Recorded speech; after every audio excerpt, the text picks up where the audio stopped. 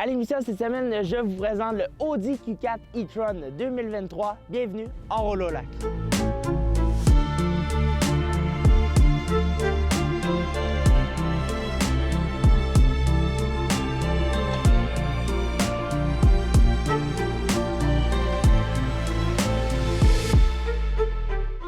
Alors cette semaine, je conduis le Audi Q4 e-tron 2023. Donc qu'est-ce qu'on apporte de nouveau cette année? C'est très simple. Un nouveau véhicule qui va se placer entre le Q3 et le Q5 qui va nous permettre en fait d'avoir une option électrique du côté de chez Audi.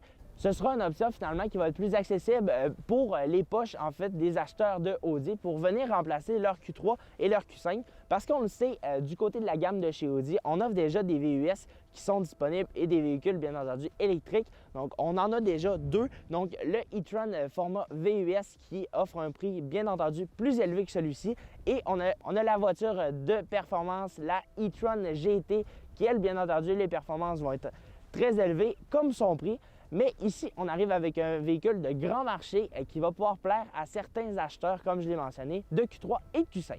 Donc, au niveau de son design à l'avant, vous l'avez remarqué, on a un design de véhicule électrique avec sa calandre qui est pleine à l'avant, avec quelques insertions de noir lustré. On a aussi une signature lumineuse à l'avant que je trouve très belle et que l'on peut configurer de la manière que l'on souhaite, autant par les pixels ici qu'on va directement configurer à l'intérieur. Et ça, je trouve ça très cool de pouvoir en fait simplement donner le style que l'on veut à notre véhicule. Sinon, on a quelques fausses prises d'air à l'avant. Donc ça, j'aime bien encore une fois. Et dans son ensemble, le véhicule a un style qui est assez... qui va sortir quand même du lot à quelques éléments. Donc ici, on a deux insertions au niveau du capot qui donnent un autre style. On a aussi, là, vous l'avez remarqué, sa carrosserie est un petit peu style bombé. On n'a aucune forme presque carrée. Donc ça me plaît plus ou moins. J'ai plutôt l'impression que c'est un Q3 ou un Q5 qui a simplement reçu de l'air à l'intérieur et qu'on a bombé. Donc ça me plaît un petit peu moins. Sinon, sur les côtés, on n'a aucune insertion de couleur noire. Donc ça, j'aime bien, en fait, de couleur noire plastique conventionnelle. On a les tours d'ailes qui sont peintes de la couleur de la carrosserie, donc ça me plaît. Et on a aussi une ligne qui vient partir de la portière à l'avant et qui se rend jusqu'à la portière arrière de couleur noire qui va vraiment changer le style du véhicule et donner un aspect beaucoup plus long et avec un style un petit peu plus sportif. En parlant de sportif, on a plusieurs jantes de disponibles sur ce véhicule-là, à commencer par les jantes que j'ai aujourd'hui à l'essai, donc des jantes de 20 pouces. Et selon moi, c'est pas mal les plus belles jantes qu'on offre pour ce véhicule-là. Sinon, aucun chrome, sauf pour les logos à l'avant comme à l'arrière. Mais les rétroviseurs sont de couleur noire. On a les contours de fenestration, les barres de toit qui sont de couleur noire aussi. Donc ça me plaît beaucoup. On a une ligne aussi qui part de l'avant et qui vient se terminer ici avec une courbe. Ça vient vraiment donner un très beau style. Et on retrouve la même chose à l'arrière en aspect un petit peu bombé pour vraiment différencier ce véhicule-là d'un autre. Donc, je crois qu'on a pas mal parlé de l'extérieur. Maintenant, on va se retrouver à l'arrière pour parler capacité de remorquage et ça va vous plaire. Une fois derrière le Audi Q4 e-tron, vous l'avez remarqué, on a quelques éléments qui diffèrent d'un véhicule essence, comme sa signature lumineuse qui vient complètement traverser le panneau. Donc ça, je trouve ça très beau. À savoir que c'est une option. Ensuite, on a l'inscription Quattro qui se situe au bas, bien entendu, et de l'autre côté, on va avoir l'inscription Q4. On a aussi au bas du pare-choc l'inscription e-tron, comme on l'a retrouvé à l'avant. Et vous l'avez remarqué, l'élément qui va choquer certains, on a un attache-remorque sur ce véhicule-là qui va nous permettre de remorquer jusqu'à 2600 livres. Autre élément qui est important de mentionner, on a deux versions disponibles comme je l'ai mentionné à l'avant. On a la version conventionnelle comme on a ici et on a la version Sportback qui va offrir un niveau de capacité intérieure qui va être beaucoup plus grand en raison que le design va être allongé. Donc ça va jouer un petit peu, mais on n'a pas une énorme différence en termes de chiffre de capacité cargo. Dernier élément que je voulais discuter avec vous, c'est l'essuie-glace arrière que l'on retrouve sur la vitre. On aurait clairement pu le mettre sous le béquet arrière, mais une chose qui est importante, c'est que sur cette version-ci, le Q4, au moins on l'offre. Donc, ça conclut pas mal l'extérieur du véhicule. On a dans son ensemble un design qui est très beau. On a beaucoup de technologie autant à l'extérieur qu'à l'intérieur. Mais maintenant, à force de vous parler de l'intérieur, c'est le temps d'aller en parler.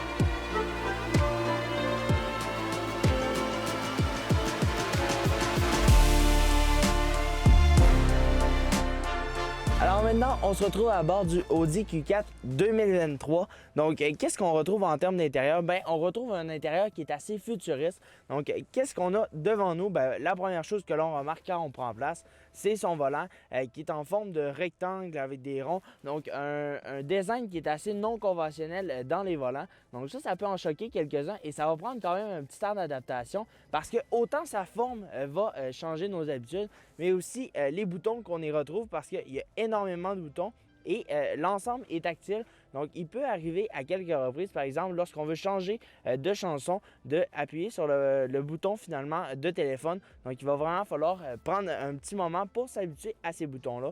Donc, ça va se faire de fil en aiguille. Mais c'est sûr que si on appuie trop fort, bien là, on va clairement appuyer sur un bouton sur lequel on ne voulait pas appuyer. Sur le tableau d'instrumentation à l'avant de nous, on a l'ensemble des informations dont on a besoin, comme par exemple l'heure, la date, la musique, notre consommation d'énergie et même notre kilométrage restant, notre pourcentage de batterie. Donc tout est très bien fait et on peut le modifier à notre goût selon ce que l'on veut et selon la forme que l'on souhaite l'utiliser finalement. Sinon, en termes d'écran à l'intérieur, bien, on est très bien garni parce que l'écran est directement tourné vers nous. Donc ça, je trouve ça très beau. Un écran qui est juste assez grand sans trop l'être. Les commandes se font bien. On se démêle quand même assez rapidement sur ces menus-là.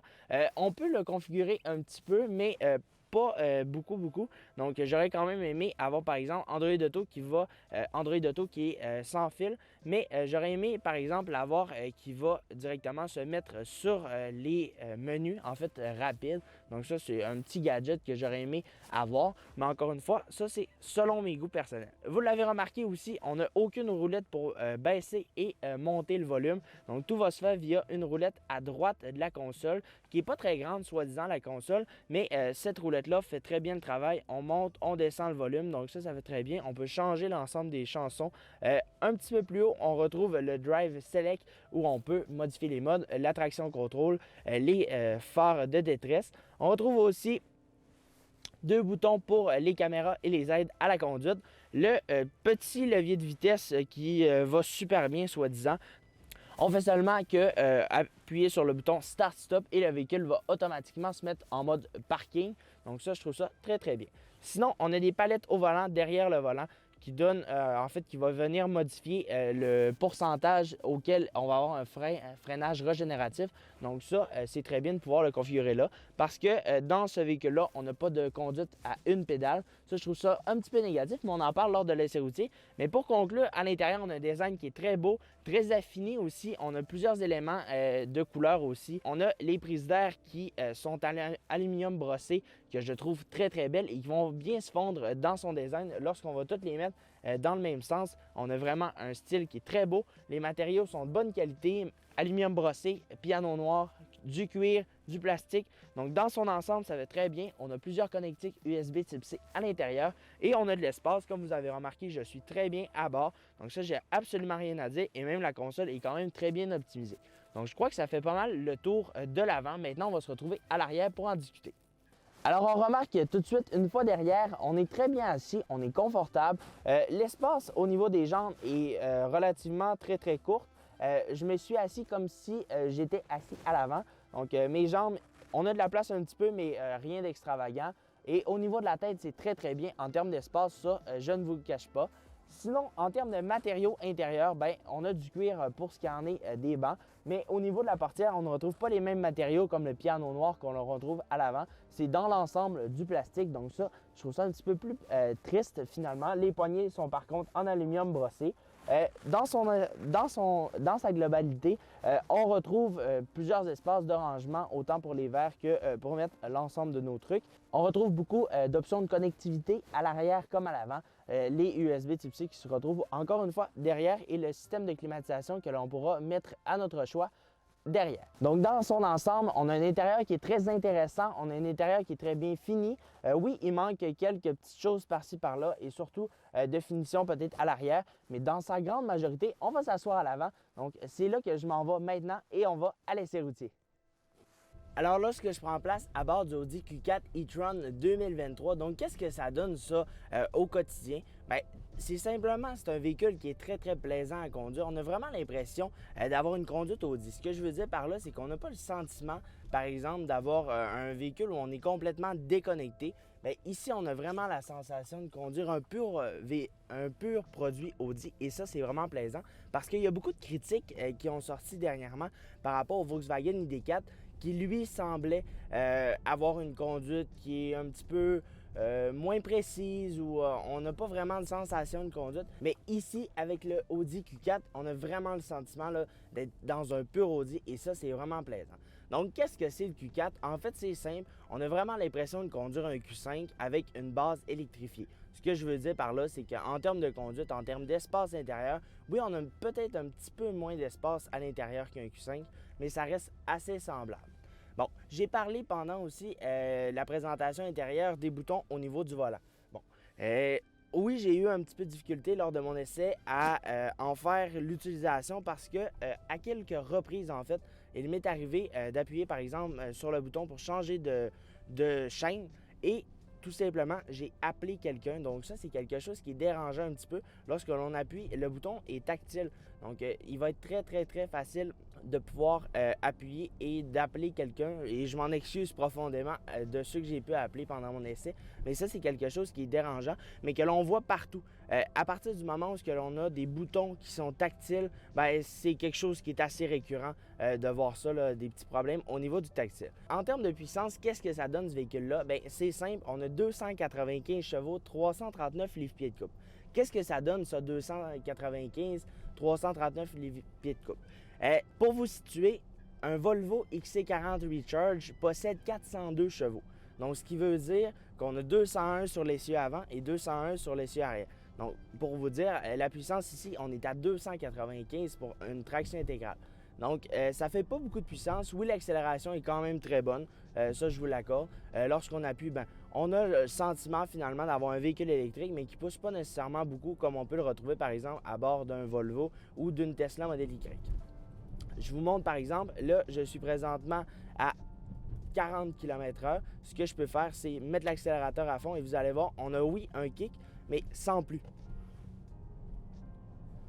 Alors, vous avez vu, on est parti de 40 à 60 km/h et c'est rien d'extravagant en termes d'accélération. Ça fait le travail. Ce qu'il faut savoir, c'est qu'en termes de conduite, bien, ça se passe super bien, oui, mais en termes d'assise, comment ça se passe? Bien, avec la version que j'ai actuellement à l'essai, donc qui est une version très équipée, bien, il faut savoir que le véhicule, on a les bancs S-Line qui sont d'un confort très bien. On a aussi un très bon soutien autant au niveau latéral qu'au niveau du fessier et on a une très bonne assise qui est assez longue, donc ça, j'ai absolument rien à dire. Mais la question que vous vous posez probablement, combien ça coûte ça, un Audi Q4 e-tron? Bien, en termes de prix, combien ça coûte un Q4? Avec la version conventionnelle, on parle d'un prix de 62 650 $. Et lorsqu'on arrive, par exemple, avec une version Sportback qui va avoir un arrière différent un petit peu, un design qui va être changé un petit peu, bien là, on a un prix de 72 600 $. Donc là, on a une bonne écart. Mais ce qu'il faut savoir, c'est que la seule version admissible aux rabais gouvernementaux et aux pleins rabais gouvernementaux, c'est la version Q4 comme j'ai à l'essai. Et ça, peu importe la version, en fait, le pack d'options que vous allez choisir. Et ça, je m'explique.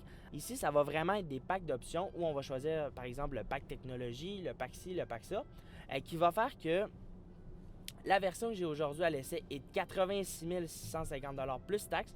Bien, c'est admissible aux rabais gouvernementaux. Donc ça, j'aime vraiment l'approche que Audi a décidé d'y faire. Donc, ça conclut pas mal l'émission de cette semaine. Si ça vous a intéressé, je vous invite à aller vous abonner sur tous nos médias sociaux, Facebook, YouTube, Instagram et TikTok. Allez visiter le site web aussi, onrouleaulac.com, où l'article de ce véhicule sera disponible. Et bien entendu, un énorme merci à Audi Sainte-Foy de nous avoir prêté le véhicule pour le week-end. Sur ce, je vous souhaite une agréable journée. Bye bye.